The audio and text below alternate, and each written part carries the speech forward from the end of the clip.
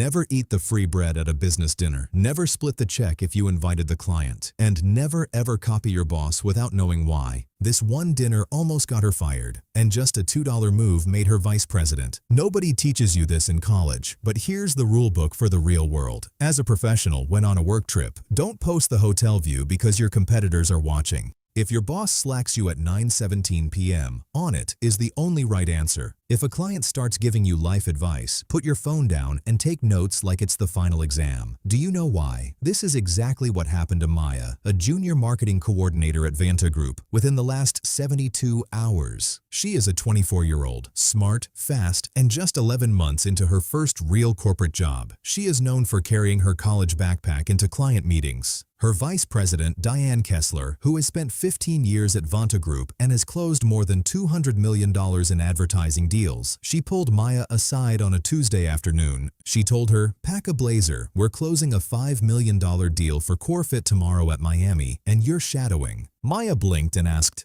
"Why me?" Diane looked her straight in the eye. "Because you talk like they're customers, but if you screw up, you won't come back to my team."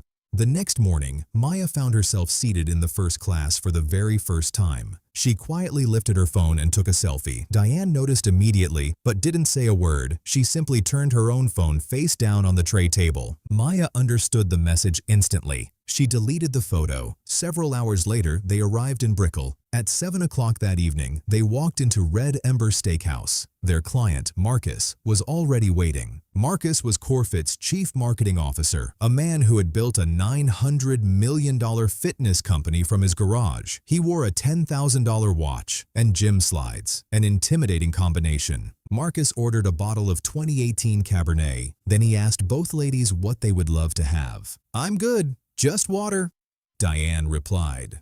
Trying to mirror her boss, Maya smiled and said, "Water for me too."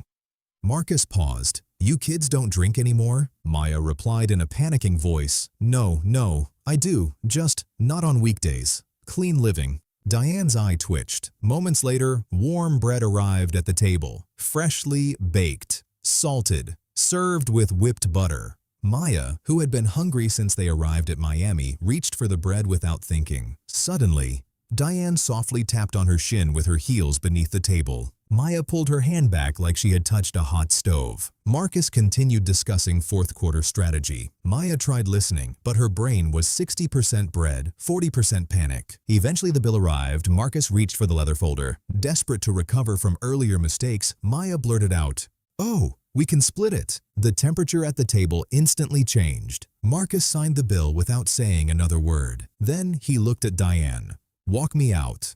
Outside on the sidewalk, Diane didn't yell. That would have been easier. Instead, she spoke calmly.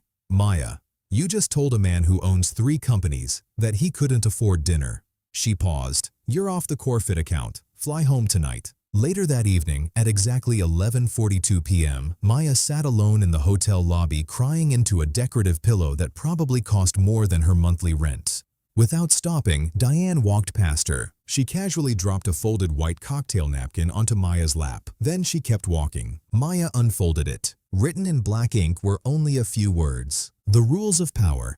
Chapter 3. Never compete, never compare, never interrupt. Meet me at the lobby at 7 a.m. tomorrow. Don't be late. Maya never slept. She searched online until she found a PDF copy of the book. She read Chapter 3. 17 times. At 6:58 the next morning, she was already waiting in the lobby. This time, there was no backpack, only a blazer, a notebook, and a different mindset. At exactly 7:03 a.m., Marcus walked in carrying a gym bag after his morning workout. He looked surprised to see her. Maya didn't apologize. Chapter 3 had warned her, apologies without value are cheap. Instead, she said, "Mr. Marcus, last night you mentioned user-generated content for Q4. I stayed up and pulled 3 campaign concepts using your own customers' TikToks. Can I have 120 seconds? Marcus smiled slightly. "You've got 90. She began.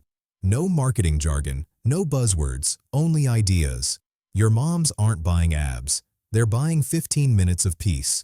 Your gym bros already film everything. Let them sell for you, and your app already has 2.3 million users. If just 0.1% of them post, that's 2,300 free advertisements."